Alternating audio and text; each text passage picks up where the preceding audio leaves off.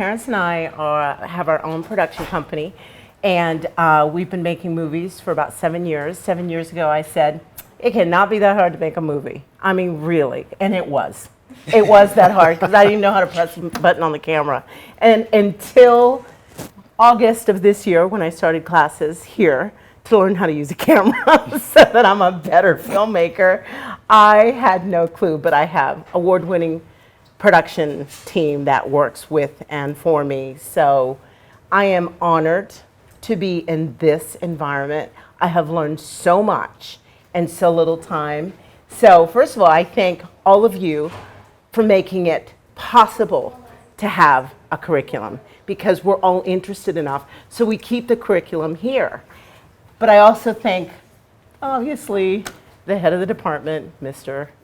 Konishi, who has beat me into knowledge with, literally, I feel like I have learned more than I have learned in my adult life in a few simple weeks. So.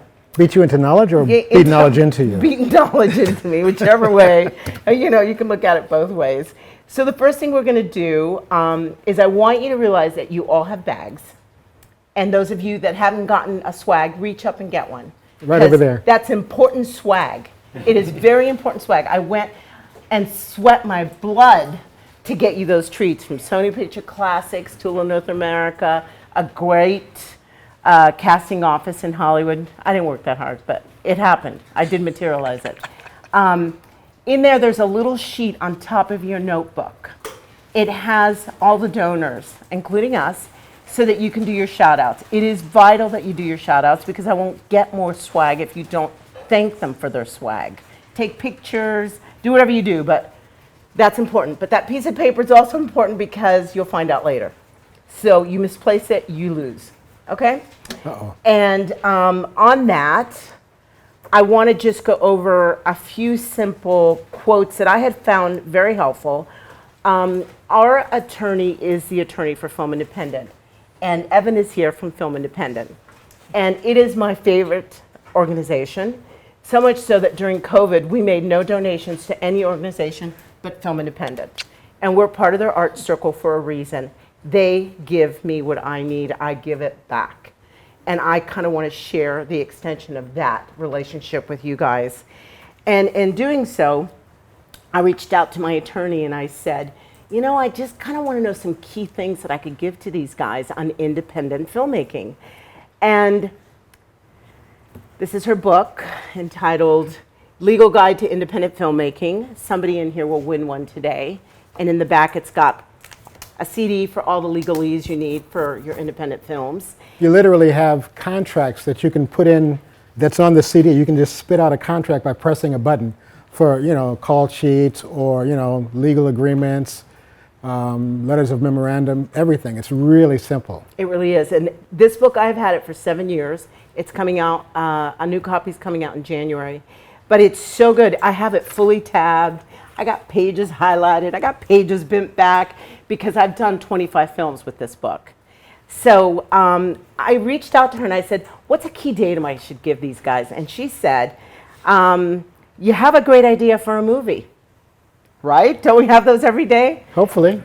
So the key and first thing you should do is have documentation.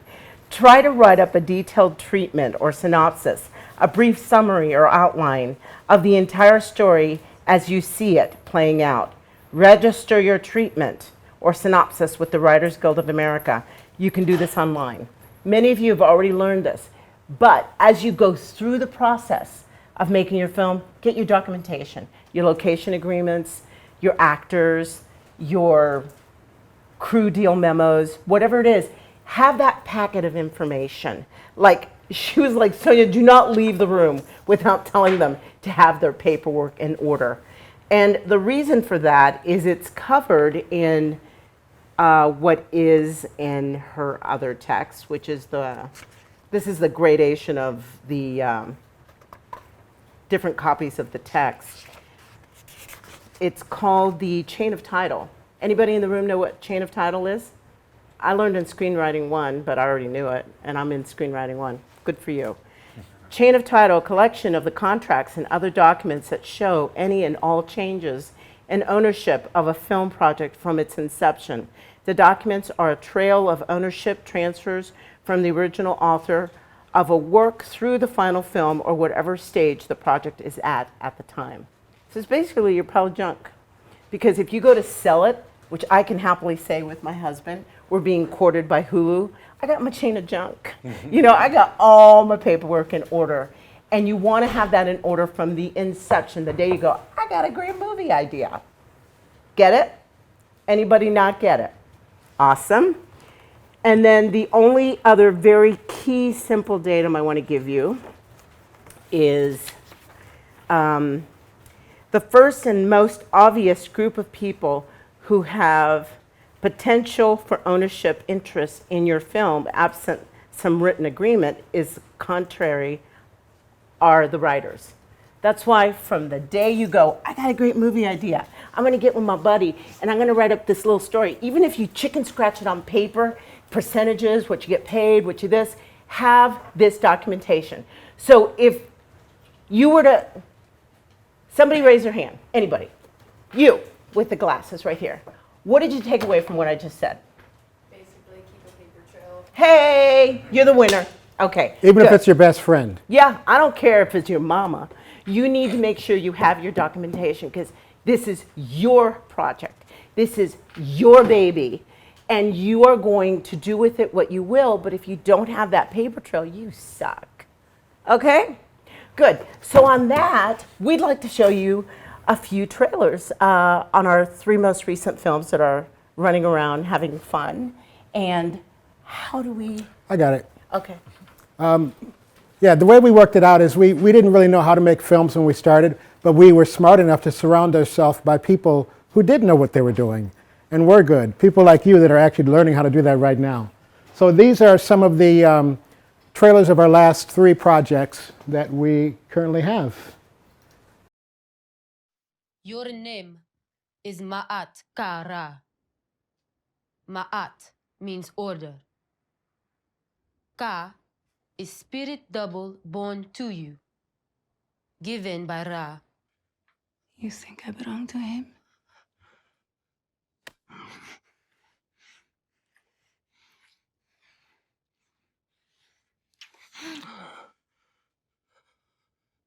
Woman, you risk your life. Andres. They tried to assassinate His Majesty. His Majesty? You think you know the king now? Hardly. Hold your tongue, builder. I never lived for myself. I lived for my people.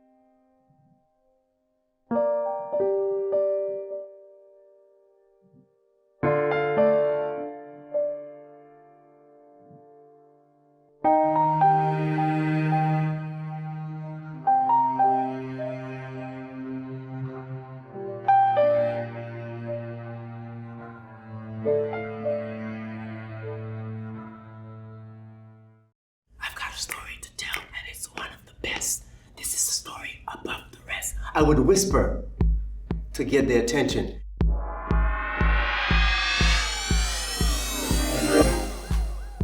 I created something called hip play. The ballet part is Eurocentric. The hip part is Afrocentric. It's a blending of culture and of diversity. You gotta know the African, you gotta know tap, you have to know jazz, you have to know modern, you have to know Latin. So if you go to an audition and they say, can you? Our dancers go, yes we can. We have lots of kids here on scholarship. We let them come for half of nothing or for nothing. You know, sometimes Miss Cheryl makes up scholarships. Being the owner of an African American school, you don't get money for diversity. Other schools get money for diversity. You don't, because you're black. When we started this 28 years ago, the chances of a black ballerina getting into a major company was between slim and none. Either you can be in this business or you can't. I can say that dance can sometimes be, what's another word for scary? You think dancers look very healthy. They will dance with broken ribs. They don't know how to stop. And where is Travan? I thought she was having a good time. I had no other choice but to help her. I can't be a bad child to her. I said I wasn't gonna cry. You said you weren't going to cry. The rest actually is ballet history, but it's quite the story.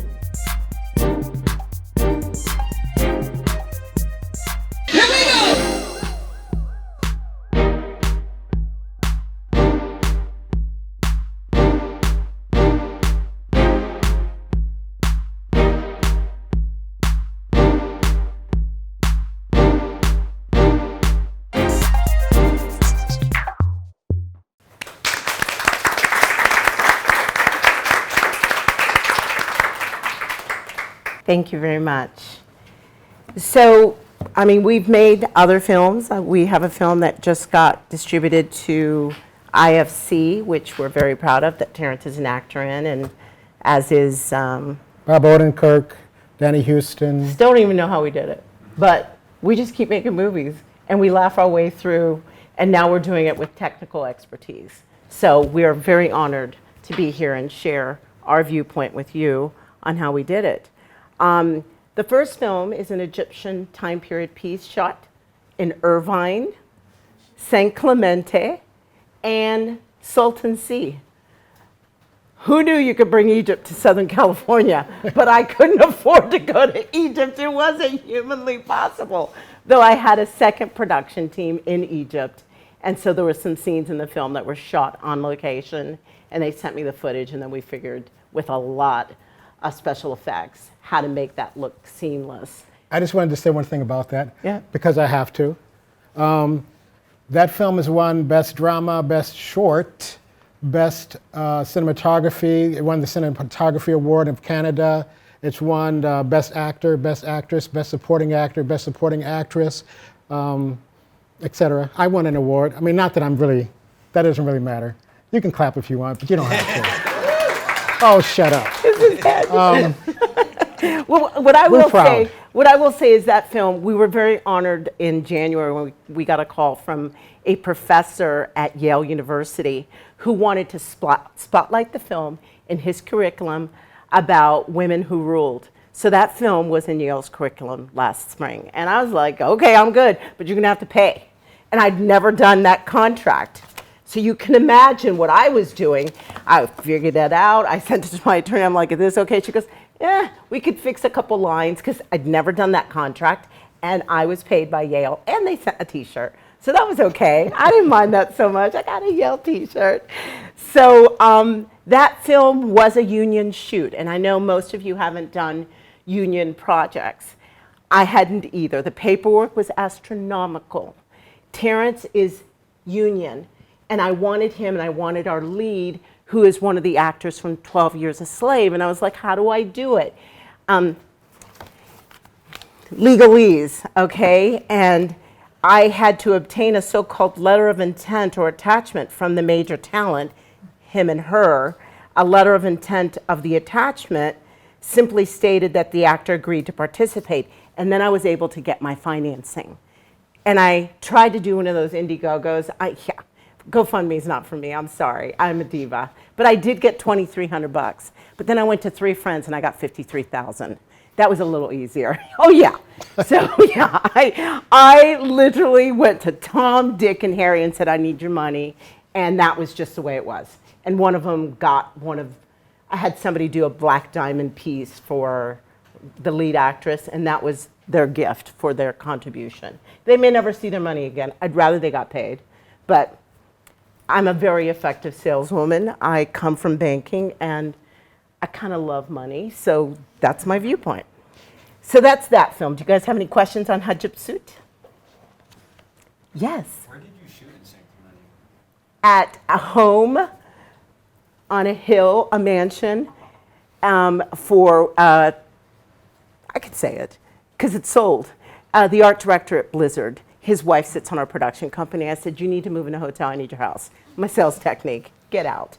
You know what I mean? And he was like, sure, yes. Yeah, so for Orange County, was it all private locations, or did you have to deal with any like permit issues? You would love this. I definitely got a permit. Yes. And because it was a union shoot and I had to have insurance and work comp and all that business, and I had to do that. But I don't know, at that time, because that was shot in 2018, Irvine was $5. $5 for the permit. $5 for the permit. I was like, what? Yes, can I give it to you 5 times? And the only thing I had to do, I had to go to knock to all the doors and put up a post. We're going to be doing a movie here. You know, that was obnoxious.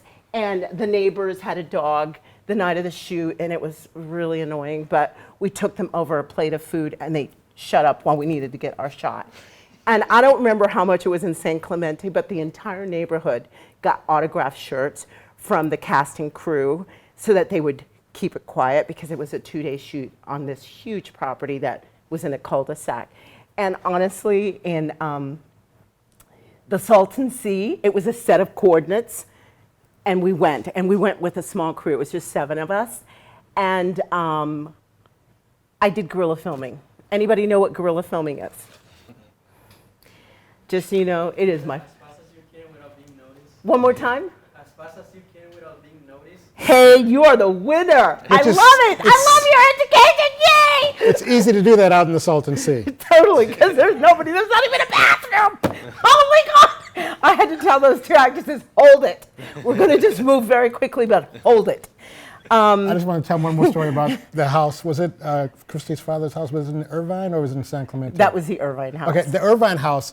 You know, there's so many rules that are written, but there's so many rules that are not written. Mm-hmm. And so we just make it happen. If you're out to make a film, you just make it happen. Sometimes you have to just go wild, and this is one wild woman right here. So we happened to have a friend whose father was, he decided to sell his house, and so it was a great house. Under renovations. Under renovations. They stripped everything down, took out all the walls down to the bare skeleton of the house. So what we did is we hired a production designer who he wanted to do an Egyptian film, and the way he works is he likes to be there wherever he's going to make the set or the design. So the house was completely empty and stripped down, and he moved into the house for 2 weeks. I had meals arrive 3 times a day. He got a nice air bed. There was a little fridge with cold water. It was He built all the walls. He built the throne. He built, you know, a cave. He built a dungeon. He drew the hieroglyphics. It was alarming. Like, he made a jail out of sheetrock. Yes. I was like, whatever. And when you see the film, you don't know that this is a house in San Clemente. That's been gutted. Anyway, so it was cheap because it was already torn down. I want to go back to the guerrilla filming. Do not forget your questions. I want to hear them. Guerrilla filming. This is my favorite part of this book. Sometimes called rogue filming. Oh, yeah. It's a type of independent filmmaking where scenes are often shot quickly and real locations without the property owner's consent, or more often on a public street without a permit. Want to be careful on that in New York. So long as your camera's off the ground, you can shoot it. But if your camera hits the ground, you better get a permit or they will take you out. But it's kind of fun. And the keynote here is guerrilla filmmaking is a grueling process. For example, Spike Lee's first film, She's Gotta Have It, was a guerrilla film shot on a shoestring budget of $175,000. Spike Lee shot this film in 12 days and still refers to the experience as one of the most difficult things he has ever had to do in his life. But they made $7 million. I don't know, that's not bad money. What do you think? That's not bad money. Not a bad return. All right, so you guys had a couple questions. Yes? So if you're filming in a private home, you have to get special insurance. For example, if you wanted to film in your own home, well, it's not just you there, right? You have actors coming in, coming in. Do You have to get special. If you are not doing a union shoot, you can do pretty much whatever you want. But if you don't get a location release, even from yourself, you don't have that chain of title. So that's that documentation. You need to have those location releases. The second film we shot, Sheepish, which is a black and white film, this one was random. It's a black and white, no dialogue except for a priest Latin prayer in the middle of the film. And it's all music. Now, we went to Spain to shoot that film. That was random. I got my team, I said, I can only take 7 of you, and 7 of us went. And I said, I'll give you a great vacation, but I'm not paying you a dime. Go figure how I got 7 great people, including an Emmy Award-winning cinematographer, but the guy is phenomenal, and I don't want to do anything really awesome without him. But we shot one scene in Sitges, which is just south of Spain, south of Barcelona, I'm sorry, and that was a private home. And then all the other scenes were done in a city called Valdello, which is 2 hours north of Barcelona, and it only has 60 residents. So I had a seating with the mayor who signed everything, and I shot my film. I don't know how that worked out, but it was random. But I showed up with all my papers translated. Yes, Yeah. did you want to say something? Well, if you have a SAG film, you definitely, if you're following SAG rules, you always have to have insurance because they cover their actors and they want to make sure people are taken care of should something bad happen. Make sense? Okay. And you had a question. Yeah, so you mentioned about your production designer actually building everything. I'm wondering how much research was put in it, because 6 months worth. Our pre-production was 6 straight months. we have a lot of Game of Thrones, House of the Dragon, and you know, whenever we talk about pharaohs, it's always guys. So it was really nice to finally have a pharaoh queen. Yeah, and she's for real. This is based on it's a true true events. story. She was the second female pharaoh who ruled as a man, and Loveland lived as a woman. And her son was supposed to take the throne after her husband, who was his father, from another woman, because that's how they did things then. And she was like, no, I'm going to be your regent queen. And she did rule Egypt for over 22 years and brought it to a golden age. She was 100 times Elizabeth, 100 times. And the other interesting thing about that production designer, he has a master's in production design from AFI. And it's almost like he had done a bad film and he needed retribution. So he worked for $2,100. Like, that's poverty. But he needed retribution and I needed him. So it was a match made in heaven. And I treated him golden. Yes, he had 3 meals, but they weren't just any meals. He was, come on. You know I took good care of him. Anybody who knows me a little bit, I am a diva. So I live a good life. That being said, he brought it. So much so that at one point my car was vandalized and I still had some of the hieroglyphics in there, and that's what they wanted. But the insurance paid me $3,000 for 5 sheets of hieroglyphics. I had to figure out a fee. So he was phenomenal. He also won an award for production design. Yeah. If you see the movie, you'll understand why. Good. So that covers the guerrilla filming, which brings us to the third film, which is Hit Play. Hit Play is our little baby. We love this movie. It is just, these ballerinas blow my mind. The Obama girls went to this school and they performed for the Obamas last Tuesday. And we are in the middle of shooting a reality show with these girls. So that's where our holidays will be, in Chicago and in New York, which I don't mind because I love New York. Chicago will be freezing. But that said, bringing us, somebody had a question on documentaries. I thought somebody said something. Oh well. Documentaries, because that is a documentary which is 44 minutes long. And I am the writer and was its sole director until I fell on my face and drowned on the subject. I was just like, this is messed up. I don't even know what to do. Because we got a critique back from our consultant, which is Douglas Blush, and an Oscar-winning editor. And the critique took me out. I was like, I felt like I had COVID. It was just unbelievable, but it was so good. So we really had to reshoot a bunch of scenes. And that's when I reached out to my husband. I'm like, I need you to help me stop drowning. And he basically helped me recreate the film. to the Yes. film that it is that brought the founder, Homer Bryant, to tears.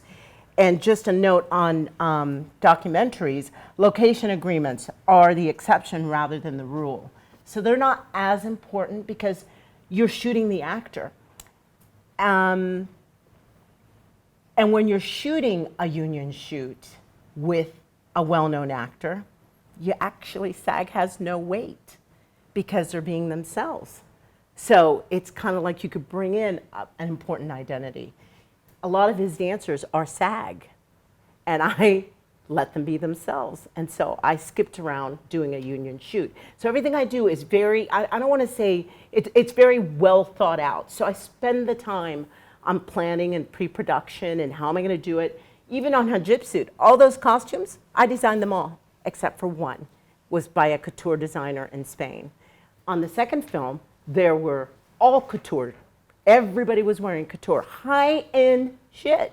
Guess what? They got to donate.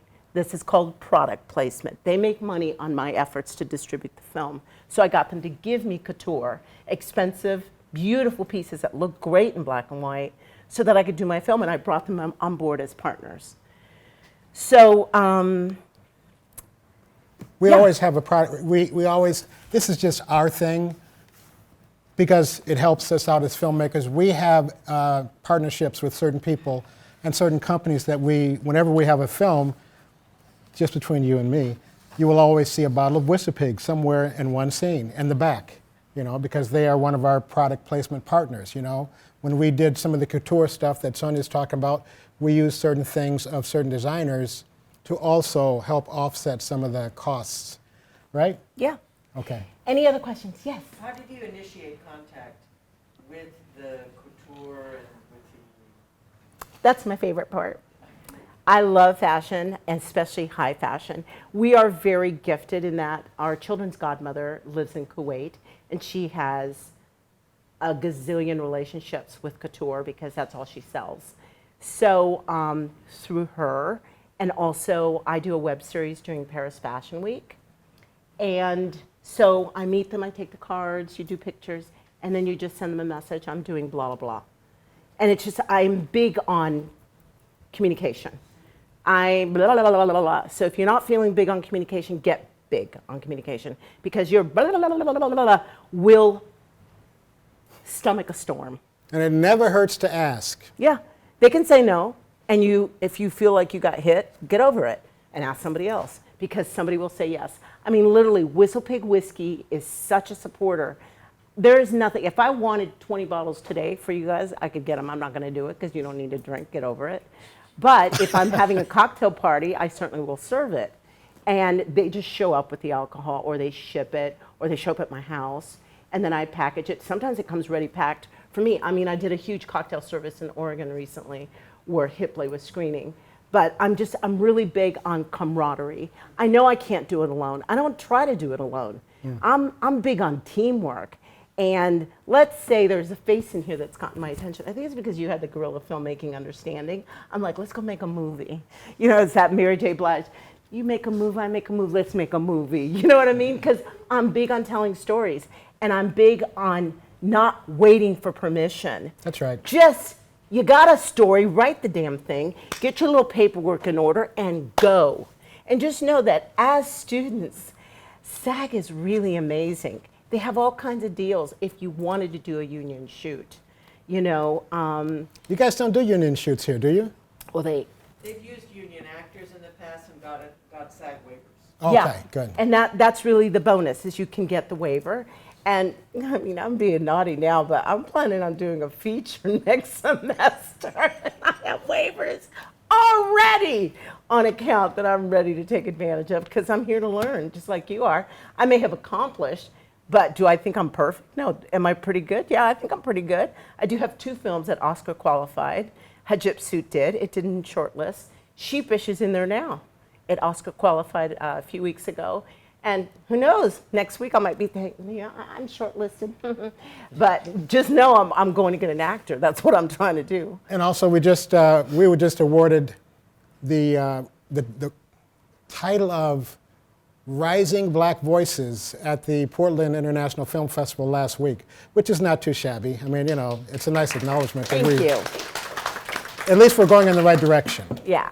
Any other questions before we turn it over? Yeah. One other question. Yeah. What do you look for when you collaborate with your crew? Because you said those 7 people that went to Spain with you. Oh. What are the attributes that you look for outside of talent, of course, and expertise? What do you look for? It's very interesting because I'm very enthusiastic and Terrence is cautious. Would you agree that's how we roll? Yes, perfectly. So I'll talk about me and then he'll talk about him. I am enthusiastic. I will have you go. I'm like Oprah. You can come and you can come and you can come and you can come. And Terrence goes, slash, slash, slash, slash. Go back to the next one. It's pretty hilarious. But I wanted people I could depend on that weren't going to be whiny and need cheese to go with that wine, because there was a lot of wine drinking, I will say, in Spain, because the wine is the jam, and so is the cheese. But I will say that I am very excited to include, that's why the name of our production company is Black Plus Plus Productions. Our viewpoint is inclusion. But in that, my husband is very cautious. And how would you describe how you go about it? Well, I mean, I just look at the obvious. Is the person, like, I'm a very good judge of character when I speak to people, and I use that particular ability when I'm talking to someone, and can they be trustworthy? What have they done? They may say a lot of stuff, but what have they actually done? We do a lot of real watching. Yeah. We do interviews, sometimes second interviews. I mean, my cinematographer, that is my jam, who I go to for tutoring when my head is under my desk in class, is an Emmy Award-winning cinematographer. This guy is worth his weight in gold. We found him on Craigslist. Yes, I found like him. That doesn't even add up. Come on. It doesn't make sense. A lot of the people that we've found does not make sense how we found them.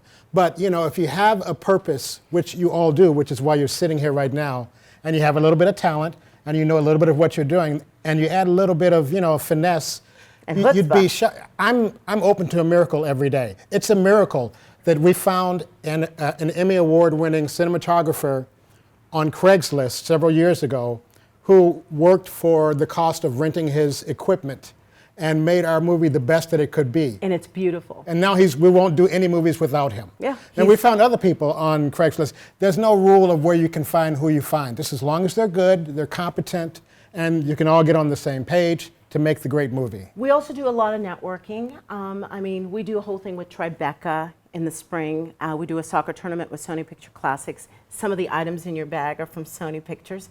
I just called Dylan Liner, who's the Senior Vice President for Acquisition and Distribution, and I can go to any festival and he does a connect, and I'm in the front row. Wherever we submit our film, if I need an introduction, he does it for me.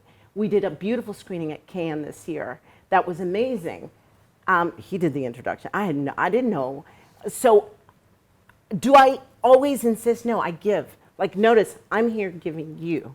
Those shirts, I paid for them. Those bags, I bought them. Everything in the bag, I procured for you. Why? Because I believe in you. I believe in you, and I believe in you. And I believe, like I was saying at the beginning of this seminar, that you are here and you've opened the doors for me to learn. I'm going to learn from you. I'm going to give you some knowledge, and if I don't give back, I'm not going to make progress. That's our whole viewpoint. If we're giving back, we're moving forward. And, Yes. and we holistically believe in that. So if we can be of help to you, please reach out. But better do those darn shout outs, or I'm not going to give you any more swag in the future. Okay? Yeah, another one of our policies there, I've actually done a master class in Spain as well on how to be a working actor in Hollywood, because I've been a working actor for over 20 years. And one of the main things that I say to people to have a career that actually lasts is, if you want to get something from someone, a mentor, which we all should have if we really want to move forward, because we don't know it all when we start a business. When you want to get something from someone, anyone, come to them giving as opposed to asking them to give to you. And they'll be so much more open to, you know, giving you what you want. Sometimes they'll even volunteer it. And that's how we do our business. And if I could pass on anything, it's just like a little bit of trivia for advice for, you know, aspiring filmmakers. And I could actually say this to anybody on the planet. get by giving. So Yeah. that's what we're doing here today. Any other questions? Yes. Little louder, love bug.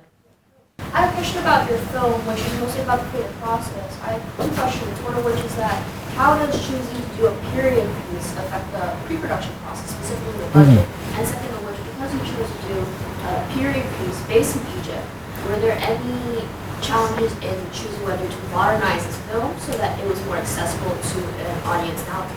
I got you all day, every day. And I have to tell you, this film has been viewed by the head of Disney, Warner Brothers. Who's the guy that died? Oh, the guy that died.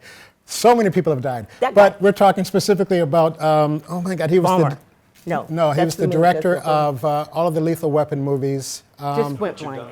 Richard Donner, yes. Yeah, we were in his office having lunch, and he goes, "My dentist mentioned you have a movie." Like, this is random how we get into these visits. But what I will say to you is, I didn't give a damn. You're grown, so I can use a few words. I wanted to tell the story because I got the script. I got 8 pages, and I was like, okay, where's the rest? So I got the rest of the script, the other 106 pages, and I was like, first of all, I didn't understand what I was reading. The dialect was incredible. I had to create a word list. I had to do a background study, which it took me about 10 days to actually understand what I was reading. But now I have the word list and I have the background. So anybody else I have read it, I've done all the labor. And then I went, there's no way we can afford to make this crazy time period piece, but we can do a short. The feature is co-written by the late Gore Vidal, who did Paris is Burning, Caligula, Ben-Hur, okay, and 2 other writers that are still living. This script had been in a drawer for 8 years. I got a hold of it. I don't understand how. I never pay attention. I just do what I'm very whimsical. I'm kind of, what is it, Thumbelina in that way. And so I was like, oh yeah.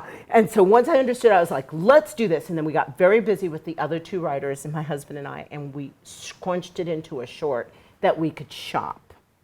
It was mainly written by me, by the way. Not And there that were that really arguments matters. in Barcelona. We went all the way to Barcelona to write that little short. And so in doing that, I was able to go, okay, this is going to take me this to, like I could guesstimate what it was going to take me because I'm very good on that pre-production process. And so that's what I did. Terrence did what he did, but that's what I did. And then at a certain point, I needed a dialect coach because those actors needed a chance to learn the dialect. And you'll laugh at this because the day of shoot, we're out in the Salton Sea because that was the first day. The second day, one of the lead actors, who's supposed to be the Egyptian high priestess, decides she booked a commercial, and here I am on a SAG shoot, and can I move her call time? No, you can't, and you can just consider yourself deleted. That was it. I didn't even talk to her. I had the assistant director do it. Why? Because I didn't have time. I had 5 days to shoot this film, and I ran it like the Holocaust. I'm sorry. If you were either there or you were not. And one day, one of the gaffers decided to act out, and I brought him outside, and I said, look, I understand you're disgruntled. You're either going to work with me or you can go. Do not disrespect my team. So either get on board or go. I don't have time to do that as a director, but I made time because it was an intimate 73 cast and crew set that everything had to be vibing so that we could run forward. And we were doing 12-hour days. Even though it was union, I was paying overtime. We replaced the woman that had gotten fired with one of the extras and had her learn the dialect in 7 hours. In 7 hours. I had the dialect coach and she show pulled up. it off. I had to pay extra money. But that's part of that energy. Did I sleep before? No. I probably didn't sleep for 6 months. I didn't sleep those days, and I didn't sleep for 2 weeks after. And now I sleep fine. But that was my first very expensive project that I had people just giving me money to make happen. And it was one of those, what are they called, projects of? Passion? Yeah, it was a passion project. Did I answer your question? It was a little long, but yeah, there you go. It was my passion project. Anybody else? Any other questions? Awesome. I have a question. Has anybody been inspired by anything yet? Awesome! Oh, yeah! That's You great. made my day. Okay, so now we're going to turn it over to our buddy Evan, and we're going to go sit down and try to be quiet. It's such a great way to start off the conversation about film independent because these are true indie filmmakers right here, making things happen the way that you make things happen. And it's fascinating when I always listen to filmmakers who are in the indie space creating, because it's so exciting, it's so real, it's so tangible, right? But all that they're doing is on their own, you know? And I think, you know, one of the things when I came up and I went to film school many years ago, and when I was going to film school, one of the things I didn't understand at that time was you can make a film on your own. All I knew was you go and you try to get a studio to get on board, you get an agent, you get a manager, and you beg, and you hope. And you had no idea that you could literally just get up and go. And I think it's one of the beautiful things about where you all are right now in the world, is that content creation is like your life. You've probably been doing it since you were 10, you know what I mean?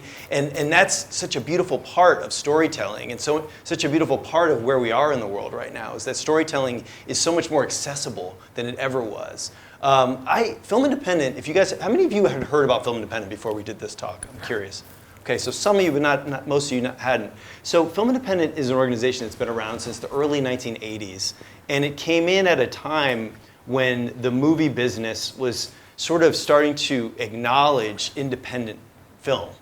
It was something that was around, but it was kind of not really talked about. Every once in a while, an independent film would creep into the zeitgeist. Sometimes they would be genre movies like horror films or adult films even.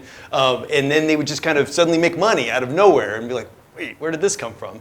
And basically, in the 80s, there really wasn't like a lot of organizations or infrastructure for it and studios for people to come together and just make something. And it didn't have to be based on source material. It just was something that people were passionate about, and typically about people that you didn't hear much about. You know, it wasn't about the person who drives the bus. It's about the person who works in the corner. And it's just these unique sort of characters that you didn't always hear about, and also, frankly, diverse people, which is something that's become more of the conversation now, but it's taken many, many years for that to start to kind of matriculate to the, to the front of the conversation. And so this has been going on for a long time to get us here, right? But Film Independent was an organization that sort of began, just like this organization today, I was just mentioning to you, is just filmmakers coming together and just saying, hey, why don't we just try to do this on our own? Why don't we just try to work together and see what resources we have with each other? And that's one of the great things about being in film school as well, right? It's like you are around each other and you are your own resources, right? So I always say, whenever I go to schools, I'm always like, immediately look around you. Talk to each other, really get to know each other, because you never know that you guys could be working together for 20 years after this. Who knows? These things happen. And this is a concerted space where you're all together at a very similar point in your lives. You don't have to do the work to find each other. So use this opportunity, definitely. Mm-hmm. So I always say, do that first. But then, as you kind of start to grow and want to expand your reach, then it's time to start finding what else is out there for you. And that's what Film Independent is about. It was this organization where a bunch of filmmakers literally just came together and said, hey, let's just work together and make movies. Let's just find ways to make movies. You're a cinematographer, I'm an editor, I'm a producer. You know what? Let's just make something, And so it's this whole concept of doing things collectively, but supporting one another. And so this nonprofit organization was developed out of that concept. And so the idea about Film Independent is championing diversity, innovation, and uniqueness of vision. Those are sort of our core values. That's what we stand for. And we are here to build the audience for independent cinema, and we're also here to support the development of filmmakers. So we're doing that in tandem, because we know, one, filmmakers need resources, they need access to one another, they need support, they need education. Two, we need to preserve the audience for artist-driven content, you guys. It's essential. It's part of who we are as a society. And as the ability to create content becomes more, obviously, I have a nephew who's 14. He's made 12 movies already, and it looked pretty good.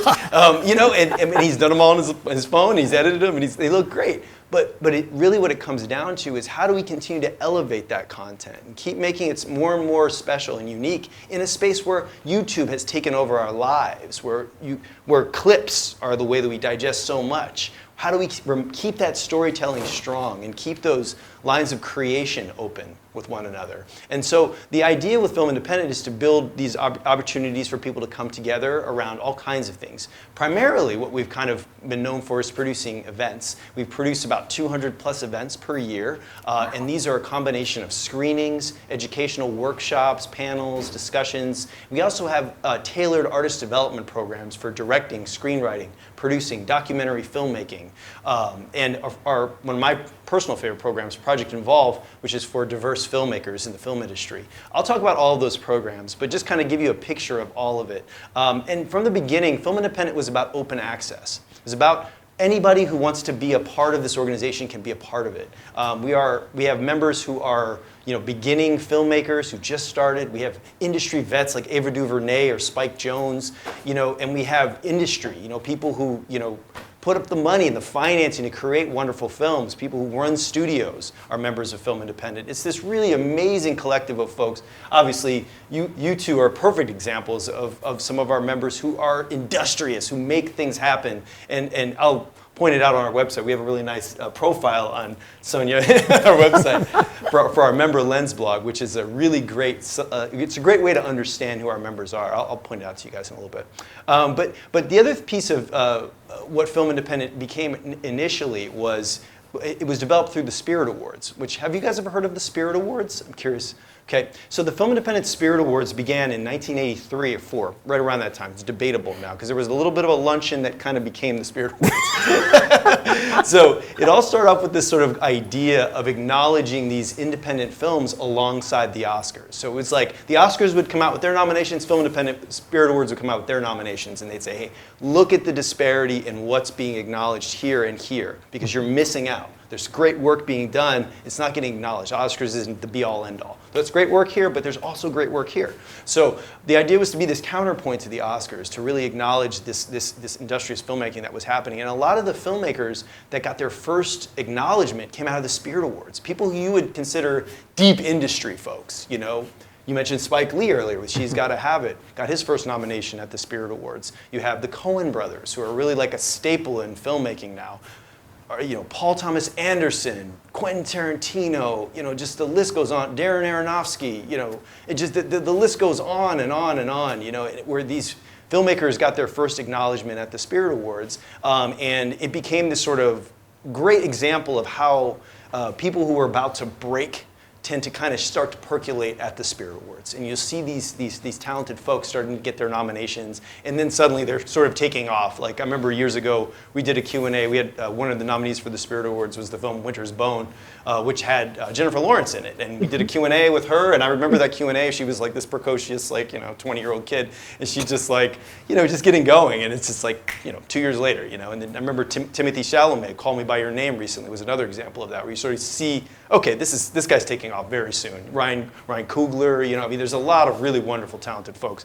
So you see this sort of happening early on, and you're kind of like, okay, I want to be in touch with that, right? That's one of the things that drew me to Film Independent. I went to film school, and I was kind of working in the industry. I worked in development for a little while, and I realized that really wasn't the space I wanted to be in. And then Film Independent drew me in through Project Involve, our mentorship program for diverse filmmakers, which I participated in, and I had a really wonderful experience with a writer-director named Casey Lemons, who did an amazing film from the 90s called Eve's Bayou. If you haven't seen it, it's fantastic. But more recently, she did Harriet, the Harriet Tubman biopic, and she's doing the Whitney Houston biopic next, which is insane. But a wonderful person that really, still to this day, Christmas cards every year, amazing person. But that introduced me to Film Independent and what we do at Film Independent, which is not just about nurturing talent through the artist development programs, but on the most basic level. Anyone can join and be a member of Film Independent. And that drew me in, because I love the idea of building the audience for film and building also support for filmmakers at the same time. So the work that I've done in membership, I started at the ground floor with membership. I was answering phone calls and doing whatever they needed. I've been in charge of the department for about 15 years now. But the reality is, I just realized that this is something that I'm passionate about. I want to grow this community. I want more and more people to be involved because anyone can. And one of the great things about, and I mentioned the Spirit Awards, what makes it really special to our community is that our members are the ones who vote for the winners. And so that's open to everybody I mentioned, from those beginning filmmakers all the way through those advanced industry vets. And that's what makes the organization so accessible and really a lovely experience to be a part of. And what's great is that if you're a member, you can participate in like 4 things a year and still feel like you're getting a lot of value out of your membership. And then you can do everything. And if you do everything, like I said, you're doing hundreds of things all year long. And what I love about that is that it encourages that engagement. It reminds you that, hey, I'm investing in myself, you know. We go out on the weekend, we blow a bunch of cash on whatever, but when you're becoming a member of Film Independent, you're investing in your own career, your own support, and also you're investing in the content that you believe in, right? Like if you believe artist-driven films need a space, then you need to invest in that, right? You need to say, I'm going to stand up for that and make sure that that still exists in 20 years, you know, and that's important, right? So it's a combination of those two things, right? You're giving yourself something, which is always what filmmakers need, more resources, more help, but then you're also giving back and saying, I'm going to invest in this organization's work for the future, which is what Sonia and Terrence have done as Art Circle members. So our donors are a core part of why we're able to do everything we do. But as a nonprofit, that's how it works, right? We have members, we have donors, we have people who they insist that this exists, right? They insist that this stays here and that it is accessible to everybody. So I just want to kind of, I throw up the website in the backdrop instead of doing a PowerPoint because for me, I think the website is interactive and there's a lot of space here to see who we are and what we do. And I never want people to miss anything. I'm going to get into this in a second because this is an event we actually have going on right now, the Film Independent Forum. Yeah, the forum. But I do want to kind of just, a great place to always start if you're looking at our website is to go to our events. And then you get a picture of sort of what's coming up at Film Independent. And you have basically a series of all kinds of things happening. I mean, this is just this little snapshot of some of the things that are going on. I mentioned, one thing I'll say kind of right off the bat is that I mentioned that we do a lot for filmmakers in this space. And just so you guys have a picture of what that looks like, I want to kind of start with the basics. As a filmmaker, one of the things, the core aspects of what we do is bring you education that is continuing. So obviously when you are not in school, you will not have access always to the resources and up-to-date knowledge that's going on. As you move forward, you're going to want to know what's happening in industry that week, right? You're going to want to know what's relevant that month, what trends are happening that make my next project work or not work, That's what we focus on. We focus on not kind of teaching people how to pick up a camera or teaching people how to edit. We hope that you go to school for that and you do it. But what we do is sort of try to continue that into understanding the business and how to function in the world. Sonia mentioned Lisa Califf and Michael Donaldson's book. They're board members and longtime attorneys for Film Independent, and they focus on the day-to-day, the grind of creating independent film, what that means and how that changes and evolves, and what as a filmmaker you need to be aware of. That's what Film Independent does through our workshops and seminars. So we have probably like 20 to 30 workshops every year that are focused on things like that. We bring in casting agents, we bring in entertainment managers, we bring in producers, line producers, to demystify the craft, but then also to tell you about the trends that you need to be paying attention to.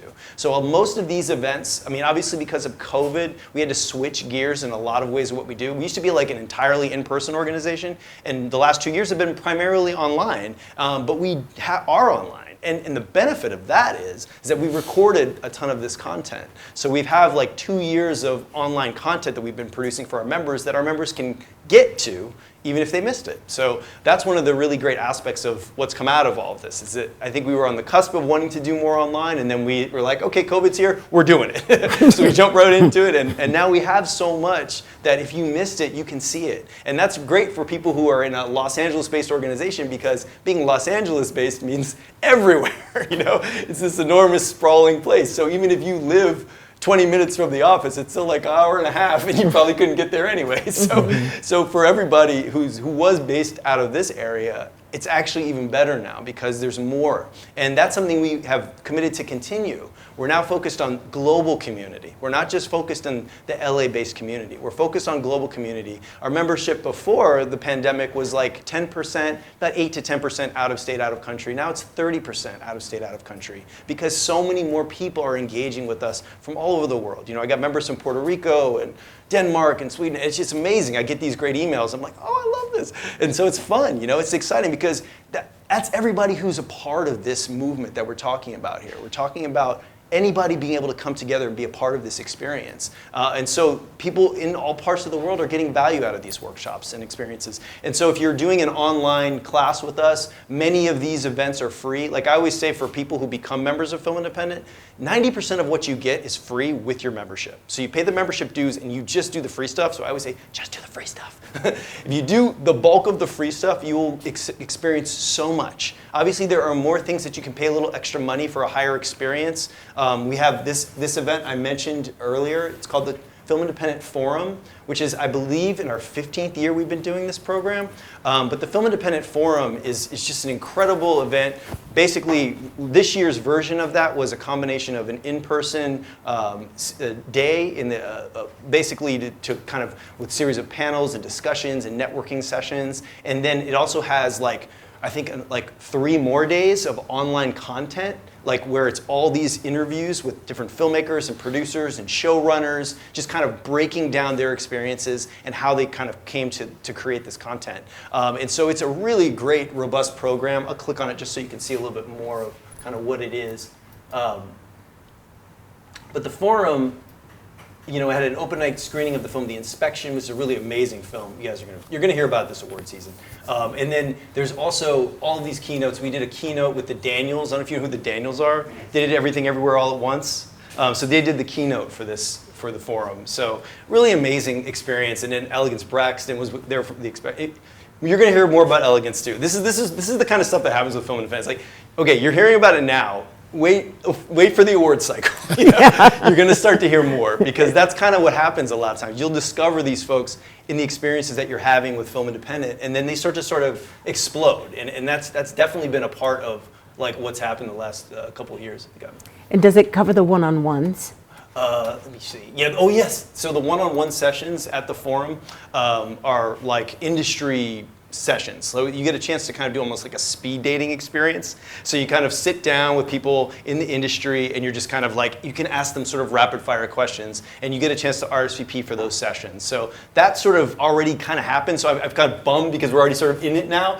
But in the same sense, just keep an eye out for the Film Independent Forum moving forward because when you're in a position with your project and you want to kind of move it forward, these are really substantive sort of experiences that can help elevate your project because you can get in the room with people who are trying to move projects forward at that moment. I think timing is everything, and Sonia has mentioned a lot about timing in her talk as well, but that's really what it is. It's seizing that moment and saying, okay, this is when I need it. And obviously these things, sometimes you have the serendipity, as Terrence mentioned, where people come together at the right time. But you have to put yourself in that position to have that experience. Right? Yeah, you got to be in the circle. Right. Yeah. So it's being exposing yourself, exposing yourself, exposing yourself. Yeah, exactly. Because if they don't know you're there, then how do they know? How do they know about that? How are they going to find you? You know, and that's the thing. So this is an opportunity to actively put yourself in that position. So the forum is, I always say, the best time, best use of the forum is when you've got a project and you're motivated to move it forward now. You know, that's the time to do the forum. It absolutely will help you. And I have a lot of members who reach out to me years later and like, that was like life-changing for me. You know, like I found my producer who I've done now 3 films with. You know what I mean? Like those are things where I learned something that day that was like, okay, that clicked it, you know, and that sort of turned everything for me. And I think that we're not in a position anymore where we can assume that somebody else is going to do it. You know what I mean? Sonia is a perfect example of that. No one else is going to do it. She's going to do it, right? That's right. Terrence is like, he's going to do it. You know, it's like, you guys are going to do it. And that's the way that you have to look at it. You know, it's not like, oh, that's somebody else's thing. If it's your film, it's your baby, it's your thing, you know, right? I mean, you gotta be invested in every element of it, right? And that's the other piece of it that always, one of the other aspects of one of these talks that we do, many of those free conversations that we have throughout the year, is that where we talk about marketing, we talk about promotion, we talk about how to create like an identity for your content. We're talking about what filmmakers sometimes leave on the table. you know, because you do all this work, right? You do so much to create this beautiful project, and but yet you don't focus on how to get it to the world, or what you're going to do if you do get distribution.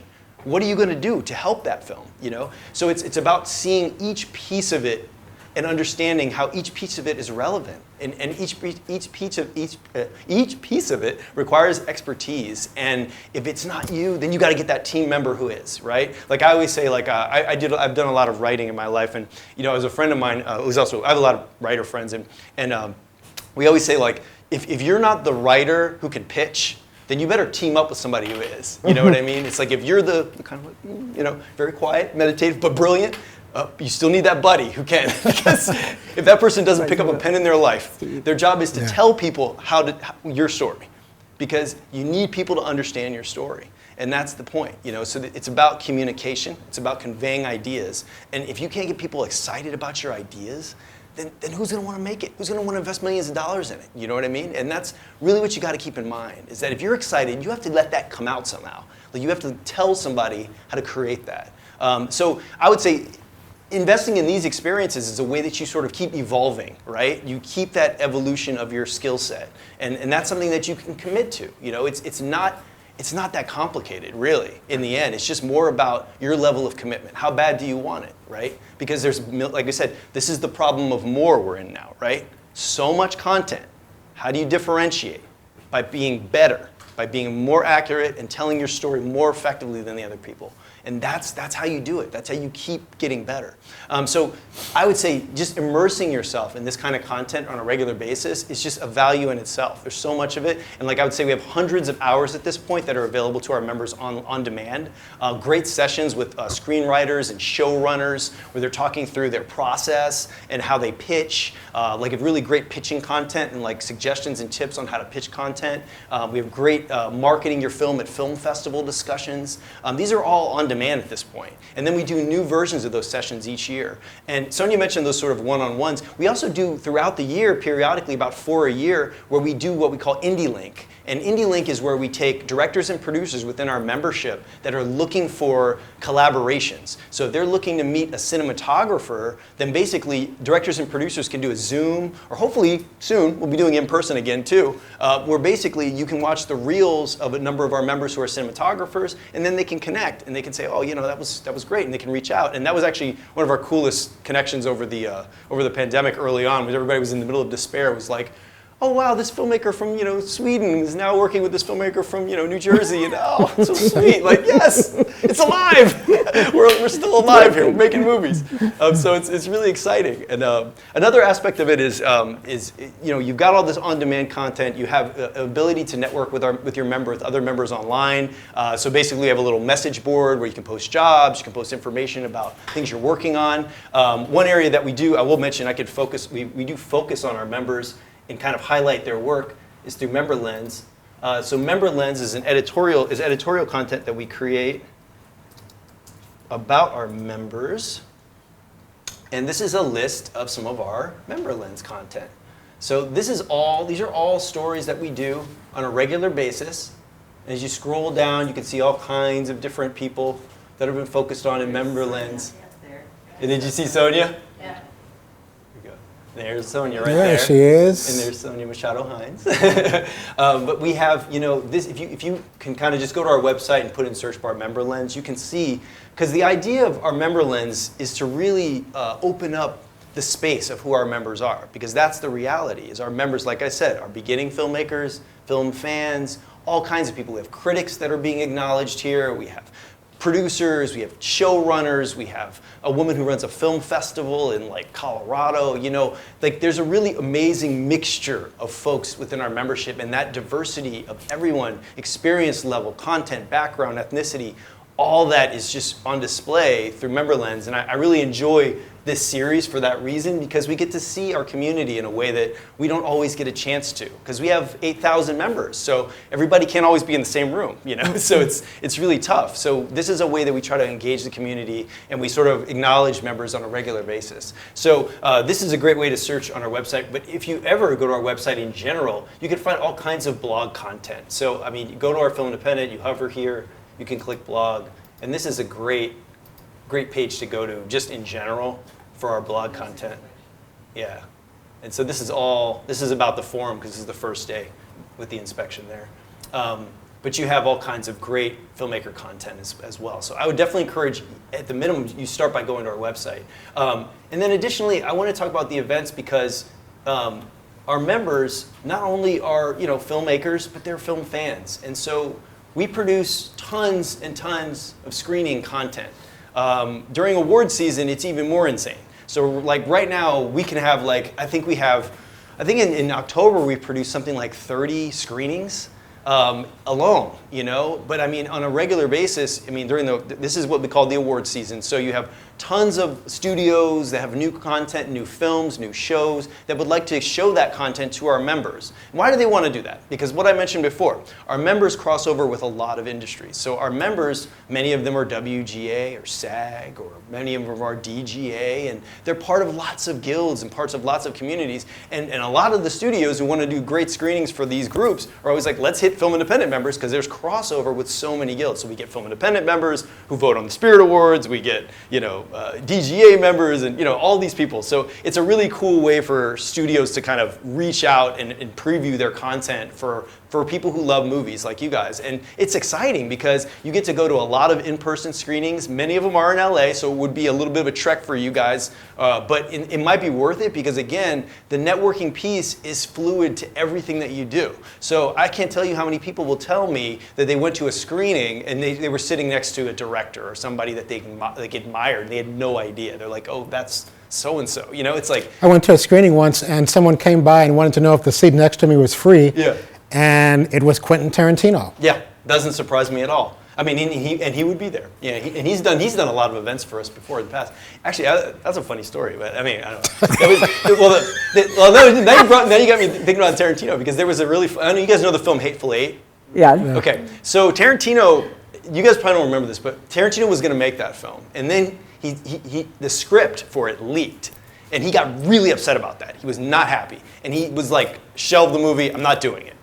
And then we approached him to do an event which we do, which is an event called a live read, which you guys have probably heard of live reads. They do them a lot now. Film Independent was one of the first organizations to regularly do live reads.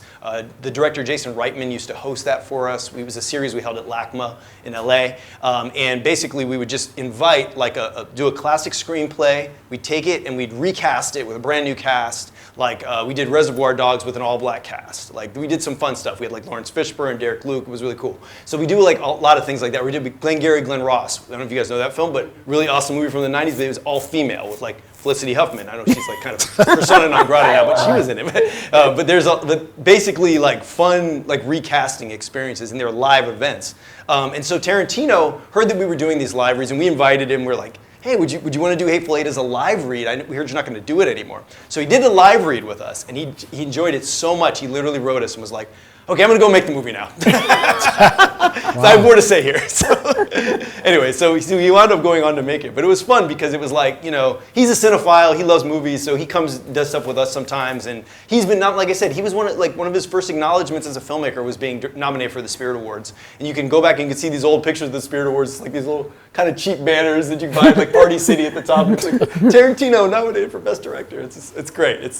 And so so basically it's a really kind of fun experience. And again, it's when they're starting out, you never know where anybody's going. You have no idea. Yeah. It's and that's why you commit early. And if you find those people that you like working with, you keep working with them. You stay with them, right? Right. Because you never know where anybody's going with anything. I mean, there's a million people who I met in just casting something. And by the way, we have casting offices at Film Independent. So casting is another piece of what our members take advantage of at our offices. But that's another places, people who have come into our office for services like that. And then I'll just be like, okay, 6 months later they're doing something and it just explodes, And it's so fun to see because you know that that's how it works. You think it's this huge leap, but it's not. It's actually not that far. It really is kind of closer to where you think. It's the 6 degrees of Kevin Bacon or whatever, but it's not that many degrees from your success. If you're really committed and you meet the right people, it just can be oh, that's actually one leap and now we're here. And that's the way it works. But it's about the commitment and what you're going to bring to it, right? And you got to be good. You got to have ideas. You got to be willing to create. You got to be able to create something good, And that's the bottom line. You can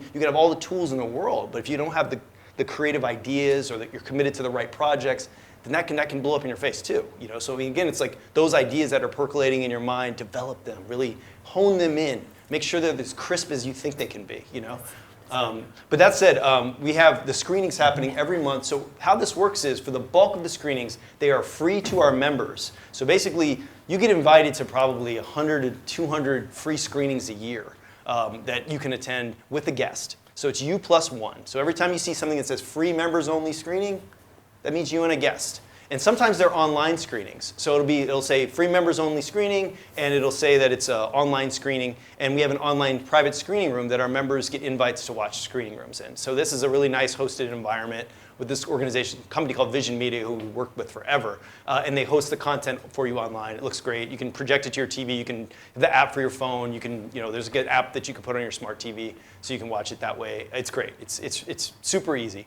So basically, you have this ability to keep watching all this content. And what we do with all of our content is we contextualize it. So we have Q&A. We have filmmakers coming in to talk through the experience. If it's an online screening, then we'll have a recorded Q&A prior to the screening. Or if it's in person, the filmmakers will be there. And a lot of times they mingle and hang out after the screening, you guys. I mean, it's a really accessible experience, and we create a really welcoming environment for filmmakers, so they are very open with our community. I mean, I'm not saying you can run up to everybody with your script and just try to hit them over the head with it, but you might have a chance to say hello to somebody that you admire their work, and again, they might just be in the theater with you, and so that's really exciting to have that access, but again, it's like about preparation. It's like, if you're in that moment, be ready to talk about yourself a little bit. Also, be ready to invite yourself to work with somebody.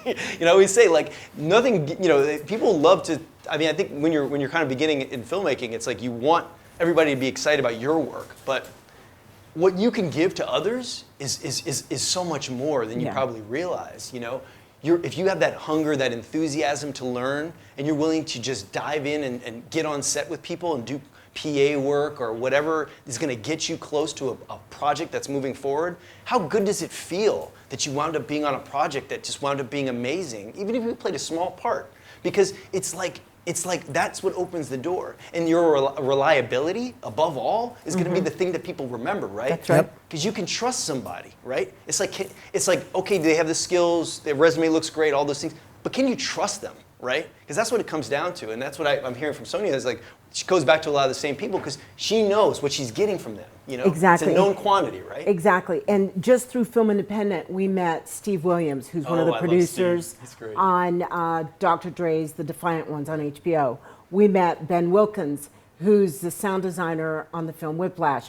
We met Douglas Blush, who's the Oscar winner on Period. The Inn and 50 Feet from Stardom. And they have continued to love on us. But I give back tremendously. And even Dylan Liner at Sony Picture Classics, I play in a soccer tournament every May, and I don't even play soccer. And I find most of the players online. We won this year. Yes, we did. And thank you. One of the things that Sonia always does is everyone that she's named, she went up to them and she asked them to be her mentor. Yeah. And every one of them had agreed. And the guy, Ben Wilkins, the Academy Award-winning sound designer for Whiplash, he was like, you know what? I absolutely love new filmmakers. I love helping them out. I love being able to give them something that they could then do, something fantastic with and see them blow up. So you're not necessarily putting somebody out by, asking them to be your mentor or to, accept a relationship with you, because it works. It's been going on forever. That's absolutely right. And it's that humility that they're bringing to it, right? It's like, as much as Sonia's accomplished, she's saying, be my mentor. I want to learn, coming to it from a place of openness. And people really want to give back. You have to invite them to in a lot of situations, but you have to be present to do that, right? So, I think there's so much that we can wrap our brains around here. Let me talk really quickly to the Spirit Awards, because we are coming up on the point where we're going to announce our nominees for the Spirit Awards. So the Spirit Awards is just like what I've been mentioning, our core values: diversity, innovation, uniqueness of vision. Those are literally what our nominating committee look at when they're selecting the nominees for the Spirit Awards. The only other piece that they include is it has to be made for limited means. So that's another part of what the Spirit Awards acknowledges that And it has lower, to be set minimum 70 minutes. Exactly. Yeah. It's Okay. feature length content. Yes. Okay. Oh, but now we also do television content Okay. too. So we have so as of 2020. I think it was 2020. We started nominating new television as well. So groundbreaking new television and independent films. So an example of groundbreaking new television would be something like Reservation Dogs, which is an awesome show. Oh, You guys yeah, ever it seen really it? is. It's an incredible Yeah. show. It's hilarious, But that was a too. big winner at the Spirit Awards. I May Destroy You. Have you guys seen that for HBO? Yes. Another one, big winner at the Spirit Awards. Great stuff. So example of like where it kind of has sort of like an indie film aesthetic, but it's in television. And so this came out of the fact that for many years, I know you guys are in this right now, television, there's so much great television. And this is like an era that is so foreign to those of us who grew up in like the 80s and 90s, who like remember TV to be like very linear and very like a certain kind of storytelling. It's exploded in such a creative way, and it's like there's no way the Spirit Awards could not start to acknowledge television because it was so real, and and so many of the filmmakers that have been incubated through our programs are directing TV or writing TV or showrunners on television shows that it just made so much sense to start involving television in the Spirit Awards. So we now nominate for Best TV, Best first season television, and then we also have new independent films. So we have like upwards of 50 to 60 nominees each year. And the reason why the voting experience is so special is that our members get invited to watch nearly everything online. So you have that same platform that we watch our monthly screenings in, it hosts the nominee content. So you get all of these films and shows, and you can just watch it all, And this is really fun experience. It kicks off in December, like going into the holiday season. So like mid-December, you're going to get an email as a member that says, hey, it's time to start watching and voting. So you're going to get all of this content available to you to watch. And it's so fun because so many films, you'll discover what's out there. And as a filmmaker, you owe it to yourself to see what's out there and what's kind of moving the needle. One of my favorite categories in the Spirit Awards is our Best First Feature category. So if you go here, you can see 2022 nominees.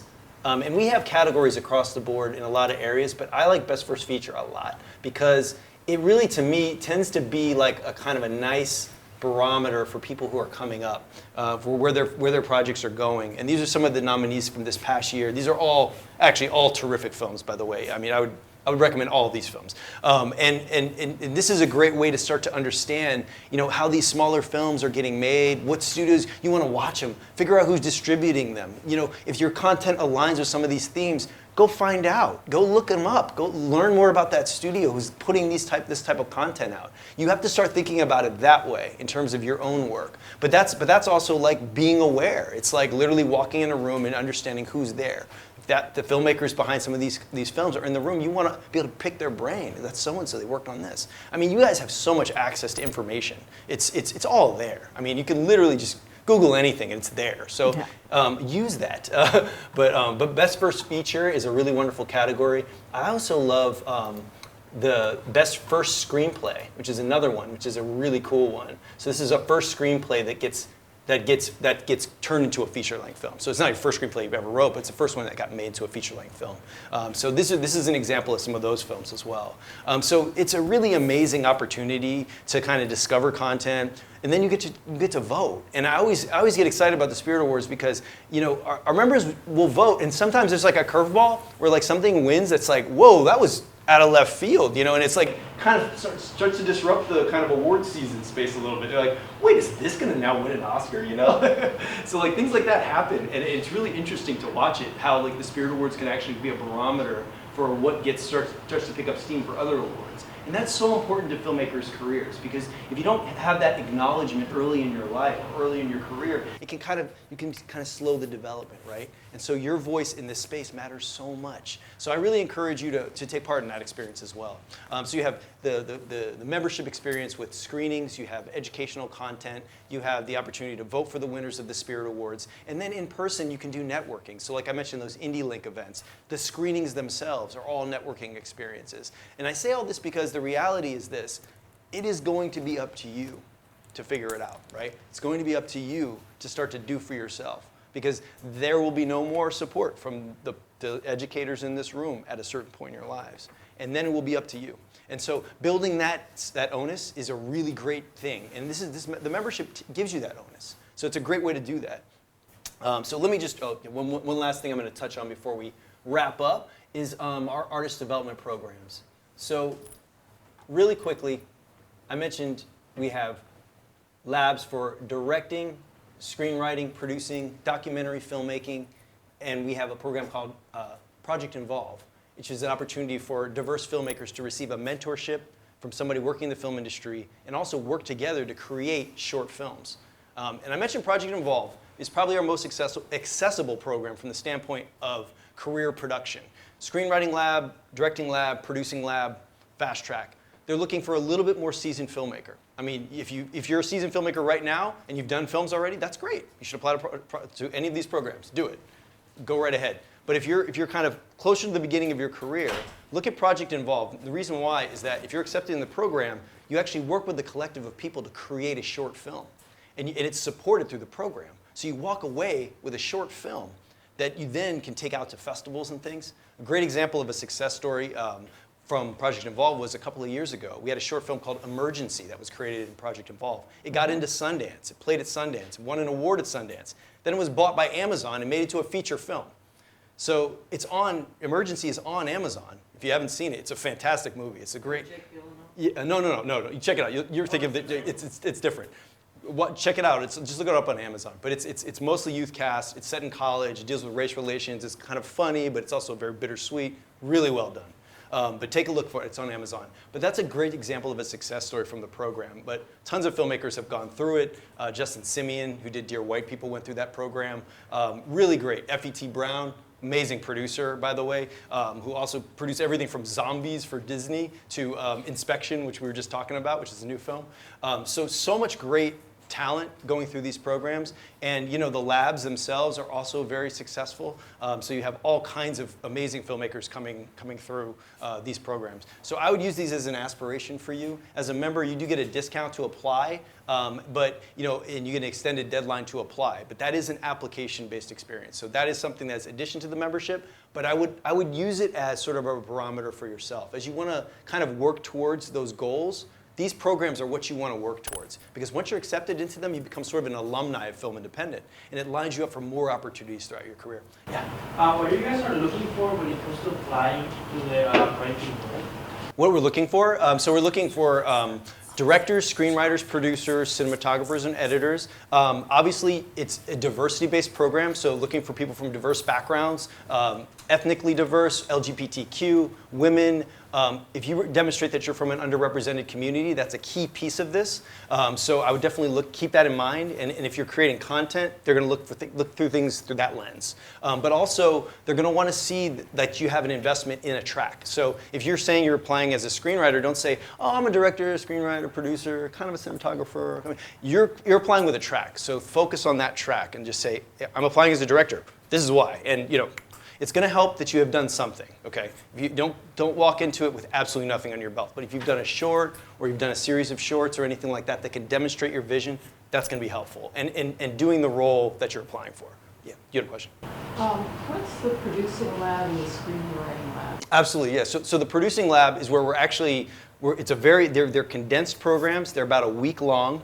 And what they do is they take a feature-length script that you are attached to as the producer, and then you have the opportunity to take that screenplay through a lab where you're working with a producer from the film industry. And over that course of a week, you're sort of identifying resources to elevate the project. And so it's like, how do we tighten up the package? How do we work on our pitch? How do we kind of look at investment opportunities? And it's just kind of like aligning it. And then it's also giving you an opportunity to pitch to people working in the film industry with it. I know we have to wrap up, so I'm going to say this quickly. I gave you all my cards, and if you guys have any additional questions, I really want to encourage you to reach out to me directly. And he really responds. I will respond. I promise you that. I do that for a living. and I also want to encourage you guys to join. So you have an opportunity here. The membership is normally $95 for the year, and you have a 15% discount today because of this cool event we're doing. So I really want to encourage you. And the basic level of membership is going to be $80 for the year for you guys if you guys do it today. But you have a link on that form that you can do. You can do it on your computer. You can put it on your phone. You can just fill that out, and then you become a member. You'll get an immediate receipt, and you're all set. And then you can also, those of you who are on Zoom, you can also type it in. If there's anybody on Zoom, I'm not sure. So one of the things that we've done, oh yeah, Terrence and I, in coordination with Film Independent, is he mentioned there's a 15% discount.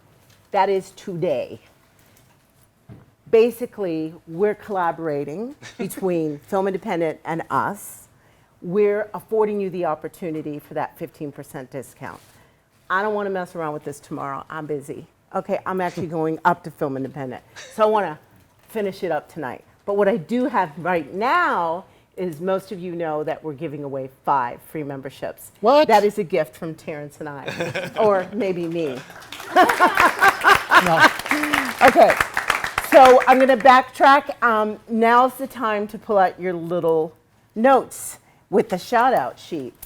And I'm going to start with who's got a little pink notation on the back of their sheet. Great. You have just won. Yeah, Oh. you came a little too late. Sorry, but somebody's got a pink one on the Right back there. of the sheet. There we go. You get an autographed copy of Terrence's first big film, Stuck on You. It's a movie I did with Meryl Streep and Matt Damon and Greg Kinnear. And it's a Fairleigh film.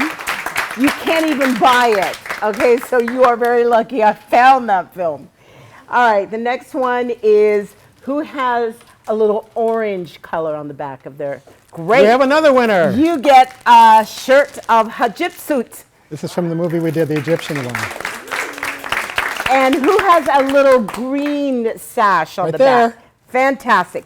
You get a t-shirt of Hipley. Hipley. Just know this is very valuable. So is a gypsy. But these girls are wild and fabulous. And who has a purple sash? Oh, fantastic. This is a storyboard for Sheepish. Oh, fantastic. We haven't probably gotten to storyboards on your curriculum. And I am so proud of this storyboard. It's made by an Italian animator and literally goo goo gaga. That was done in Italy. And Not that that it matters, was but- given to all the location, all the releases that we gave.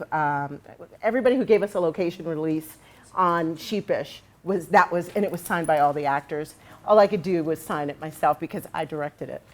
Okay, so now we have my favorite part.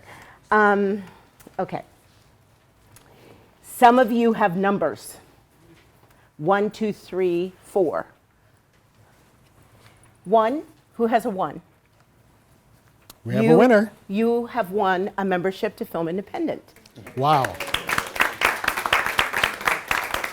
And what you can do is sign up on the link and just know it's paid. Yeah, let me actually, for those of you who have, who are receiving them, let me give you something to fill out. Okay, great. Yeah. So these are very important because this is our gift to you. Who has a 2? There we go. You have won Well membership done. to Film Independent. You're welcome. Just fill out the content. Who has a 3? For me. Honey, All can right, you get this sure. to him? You have won a membership to Film Independent. Wow. Get permission to You're Who lucky. has a 4?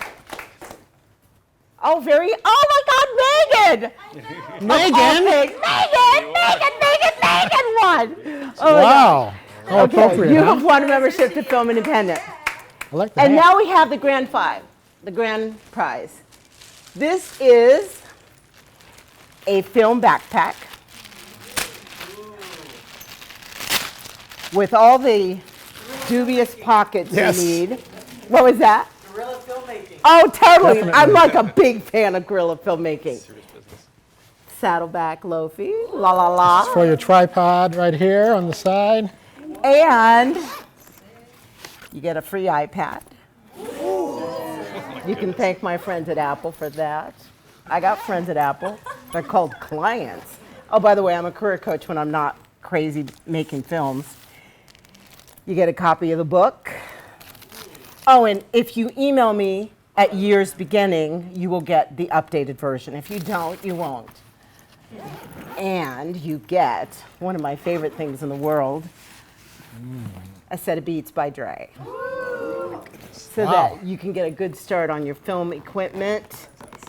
And if you open the whole thing, it's got the pockets for your lenses and all that crap. Who's got 5? I do. excuse me, who's got 5? No way. Also, win this. Congratulations. And Wow, a free you- membership to Film Independent. You're welcome. Yeah. You're welcome. We were very happy to afford you this opportunity. We thank you for joining us today. Apparently there's a class afterwards, so your class is over. Oh, I just wanted to say one more thing. If anyone had any questions or any other comments that they wanted to make to Sonia or myself, you can reach her on Instagram at Black++. They have a shout out. I'm telling them again. Okay, I want shout outs. I want you to take pictures of your toys. I want to see all that. I really get into it because I don't just keep it. I send it to the people that matter so that I can actually do more of this. It makes me warm and fuzzy all over. Okay? Thank you, guys. Good. Thank you.